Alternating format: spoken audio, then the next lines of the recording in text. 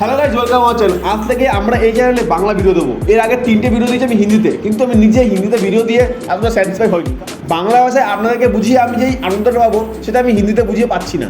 তো আজ থেকে কোয়ালিটি টেকের ভিডিওগুলো আপনাদেরকে বাংলাতেই দেবো। চলো শুরু করা যাক আজকের টেক ভিডিও।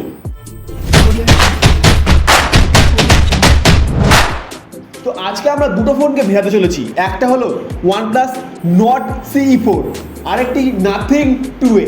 দুটোই 25,000-এর মধ্যে বেস্ট দুটো ফোন, আর দুটো ফোনের মধ্যে কনফিউশন অনেক ক্রিয়েট হয়েছে। আমাদের বাঙালি বন্ধুদের মনে যে কনফিউশনটা ক্রিয়েট হয়েছে সেটাকে আজকে কাটাতে চলেছি। দুটো ফোনের মধ্যে কোনটা আপনাদের জন্য বেস্ট হতে চলেছে এই ভিডিওতে আপনাদের পুরো ক্লিয়ার করে দেবো। তো আমরা যখন ফোন কিনি তখন ফোনের মধ্যে কী কী দেখি, 5টা জিনিস আমরা অবশ্যই দেখি। সেটা হলো build quality, camera, display, battery, তার সাথে সাথে প্রসেসর কেমন সে এক্সপিরিয়েন্স দিচ্ছে।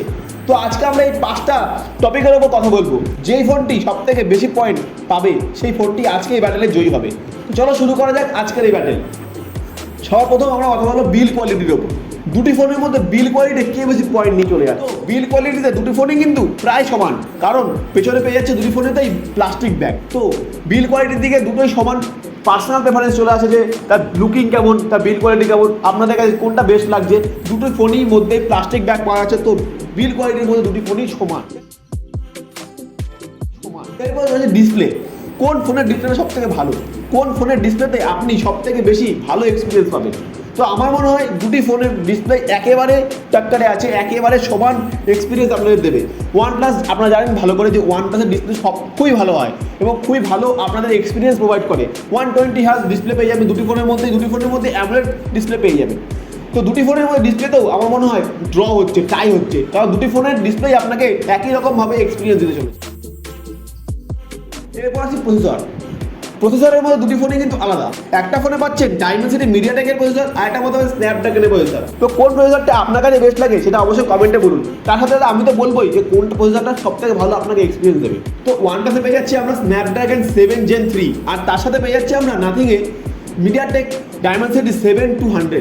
দুটি প্রসেসরই কিন্তু ধাসু প্রসেসর, এই রেঞ্জে ধাসু আপনাদেরকে পারফরমেন্স দিয়ে দেবে। কিন্তু কোথাও না কোথাও স্ন্যাপড্রাগন 7 Gen 3 ডাইমেনসিটি মিডিয়াটেকের থেকে একটু হলেও ভালো। আন্তঃস্কোর এবং গিগবেঞ্চ সবেতেই কিন্তু স্ন্যাপড্রাগন 7 Gen 3 একটু হলেও এগিয়ে। কিন্তু পারফরমেন্স যদি আপনি দেখেন কখনো গেমিং বা ডে টু ডে লাইফে যে আপনারা এক্সপিরিয়েন্স পাবেন সেটা মোটামুটি দুটি ফোনেই একই রকম পাবেন। কিন্তু এখানে বলতে হচ্ছে যে OnePlus একটুখানি এগিয়ে আছে। তো এই পয়েন্টটা পাচ্ছে OnePlus। এবার চলে আসি ব্যাটারির ওপর। কোন ফোনের ব্যাটারিটা আপনাকে সব থেকে ভালো এক্সপিরিয়েন্স দেবে এবং তার সাথে সাথে কোন ফোনের চার্জারটা আপনাকে সব থেকে বেশি ফাস্ট চার্জিং এক্সপিরিয়েন্স দেবে। তো সবার প্রথমেই বলে দিই কি নাথিং ফোন 2-এতে কিন্তু চার্জার পাওয়া যায় না। তো আপনাকে কিন্তু আলাদা করে চার্জার কিনতে হবে। এতে একটা ড্রব্যাক কিন্তু নাথিং ফোন একদিক দিয়ে কিন্তু পিছিয়ে আছে, কারণ আপনাকে 1 থেকে 2,000 টাকা এক্সট্রা খরচা করতে হবে নাথিং ফোনে। কিন্তু নাথিং ফোনে পাওয়া যাচ্ছে 5000 mAh ব্যাটারি, কিন্তু সেখানে কিন্তু OnePlus একটু এগিয়ে আছে। OnePlus-এ পাওয়া যাচ্ছে 5500 mAh ব্যাটারি, তার সাথে সাথে 100 ওয়াটের চার্জার ইন দ্য বক্স পেয়ে যাবে। তো কোথাও না কোথাও আমার মনে হচ্ছে যে ব্যাটারিতেও OnePlus একটু এগিয়ে আছে। কিন্তু এখানে আমি একটা পার্সোনাল নিজের একটা ওপিনিয়ন আমি অ্যাড করে চলেছি। OnePlus-এ আপনি 100 ওয়াটের চার্জার তো পাচ্ছেন, কিন্তু এতে চার্জ দিলে আপনার ব্যাটারি লাইফটা খুব তাড়াতাড়ি ড্র হয়ে যাবে। কারণ আপনি জানেন যে যত বেশি ওয়াট দিয়ে আপনি চার্জ করবেন তত তাড়াতাড়ি ব্যাটারি লাইফ আস্তে আস্তে ডিক্রিজ হতে যাবে। কিন্তু সেখানেই নাথিংয়ে আপনি 45 ওয়াট চার্জার মানে সাপোর্ট করে নাথিং, সেখানে যদি আপনি 45 ওয়াট চার্জ করেন অবশ্যই আপনি ব্যাটারি লাইফটা লংজিভিটি বেশি হবে ব্যাটারি লাইফের নাথিংয়ে। তো এই রাউন্ডে পয়েন্ট কে পাচ্ছে? আমার ক্ষেত্রে মনে হয় যে এই রাউন্ডেও পয়েন্টটা OnePlus-ই নিয়ে যাবে, কারণ ইন দ্য বক্স আপনাকে ব্যাটারি দিয়ে দিচ্ছে OnePlus। তো কোথাও না কোথাও OnePlus-ই এখানে উইনার। তো এবার আসছে লাস্ট পয়েন্টে, ক্যামেরা। কোন ফোনে ক্যামেরাটা বেস্ট? আর আমাদের বাঙালিদের তো ক্যামেরা সবার প্রথমেই থাকে যে ক্যামেরা ভালো হলে ফোন নেবো, নতুন নেবো না। আর 25,000 টাকা খরচা করছি, তো ক্যামেরা তো ভালো হতেই হবে। তো চলো দেখা যাক কোন ফোনের ক্যামেরাটা সব থেকে ভালো। তো এখানে আপনি OnePlus-এ পেয়ে যাবেন 50+8 মেগাপিক্সেল ক্যামেরা। 50 মেগাপিক্সেল ক্যামেরাটা কিন্তু খুবই ভালো এবং আপনাকে ভালো আউটপুট দিয়ে দেবে। তার সাথে পেয়ে যাবেন 16 মেগাপিক্সেলের ফ্রন্ট সেলফি ক্যামেরা। তো আশা করি OnePlus আপনাকে নিরাশ করবে না, আপনি OnePlus-এ একটা ভালো ক্যামেরা সেটা পেয়ে যাচ্ছেন। কিন্তু এখানে নাথিং অনেকটা বেটার OnePlus থেকে। পেছনে আপনি পেয়ে যাচ্ছেন দুটো ক্যামেরা, কিন্তু দুটোই আপনাকে 50 মেগাপিক্সেলের ক্যামেরা দিচ্ছে, একটা ওয়াইড অ্যাঙ্গেলে এবং একটা আপনার পেয়ে যাচ্ছেন রিয়ারের মেন ক্যামেরা। এবং দুটি ক্যামেরা থেকে একদম দুর্দান্ত দুর্দান্ত ফটো আপনি পেয়ে যাবেন। নাথিংয়ে না কিছুদিন আগে অত ভালো ক্যামেরাতে এক্সপিরিয়েন্স পাওয়া যাচ্ছিল না, কারণ নাথিং ক্যামেরা থেকে একটু বাক ছিল। কিন্তু সেখানেও নাথিং কী করেছে, সফটওয়্যার আপডেট দিয়ে সেই ক্যামেরা বাগগুলিকে সঠিক করেছে এবং এখন যা ক্যামেরা স্যাম্পেল পাওয়া যাচ্ছে দুর্দান্ত লেভেলের।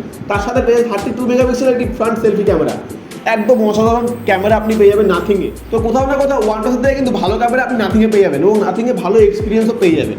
তো এখানে ক্যামেরার পয়েন্টটা নিচে আছে নাথিং। তো এইবার চলে আসি ফাইনাল ওয়ার্ডিং। আমার কি মনে হয় আর এখানে কে বেশি পয়েন্ট পেলো, তো বুঝেই গেছো যে কে বেশি পয়েন্ট পেয়েছে। 1 পয়েন্টের লিডে আছে ওয়ানপ্লাস কিন্তু এখানে পয়েন্ট হিসেবে এগিয়ে আছে। তো কি আপনি কি সরাসরি ওয়ানপ্লাসের দিকে চলে যাবেন? আমার কি ওপিনিয়ন, আমার কি মনে হয় আর আপনার জন্য কোনটা নিলে সব থেকে বেস্ট হতে চলেছে, কারণ দুটি ফোনের ক্যাটাগরি একই রকম এবং দুটি ফোন একই রকম অডিয়েন্সকে টার্গেট করছে। তো আপনার জন্য কোনটা বেস্ট হবে সেটা আমি এই ভিডিওর মধ্যে আপনাকে বলে দেবো। তো নাথিংয়ে পেয়ে যাবে সব দিক থেকে একটা বেস্ট কম্বিনেশান। এখানে দেখুন প্রসেসরের কথা বলি, প্রসেসরে এখানে কিন্তু বেস্ট মানে ভালো বলতে পারেন যে ওয়ানপ্লাসে 7 Gen 3 পাওয়া যাচ্ছে, কিন্তু এখানে চলে আসে অপটিমাইজেশানে কোথাও না কোথাও নাথিং ওয়ানপ্লাসের থেকে অনেক ভালো।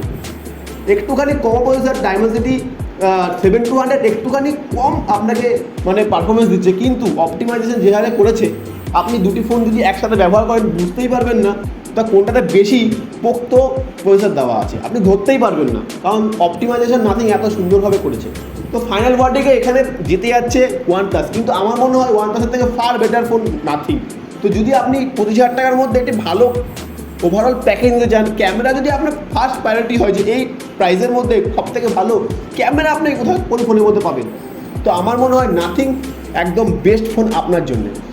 তো এটা হচ্ছে আমার ফাইনাল ওয়ার্ডিং। আশা করি আপনার ভিডিওটা ভালো লেগেছে এবং দুটি ফোনের মধ্যে কোন ফোনটি আপনার জন্য বেস্ট সেটা বুঝতে আপনাকে সাহায্য করেছে এই ভিডিওটি।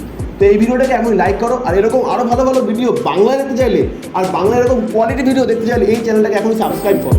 দেখা হচ্ছে নতুন একটা ভিডিও থাকে, ততক্ষণের জন্য